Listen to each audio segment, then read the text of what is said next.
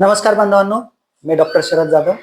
एक दमाबद्दल थोडंसं बोलू इच्छितो. दमामध्ये म्हणजे जसं दम्याचे रिस्क फॅक्टर काय असतात, म्हणजे ते कशामुळे चालू होऊ शकतात.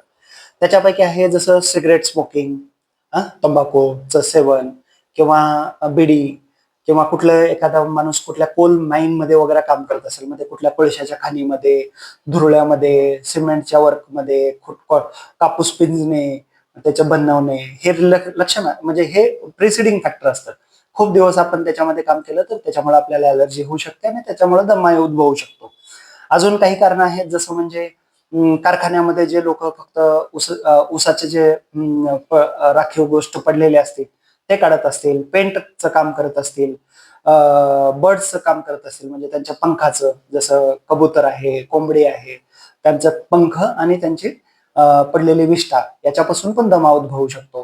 काही लोकांमध्ये असं ह्या पद्धतीचे अलर्जी पण असू शकते. धुळीमध्ये असणं, हे प्रोफेशन आपलं हमेशा डॉक्टरांना सांगणं खूप गरजेचं आहे या कारणासाठी.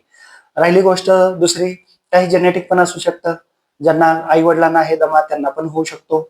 किंवा काही लोकांमध्ये असं पण आढळून येतो की जसं खूप जास्त व्यायाम केल्यानंतर किंवा जनावरांच्या कॉन्टॅक्टमध्ये राहिल्यानंतर उद्भवतो, काही जणांचा कमी पण होतो. तर हे सांगणं खूप गरजेचं आहे, ज्याच्यामुळे आपल्याला ते पुढची ट्रीटमेंट आपली कशी फ्रेम करता येईल हे सगळं कळून येईल. धन्यवाद.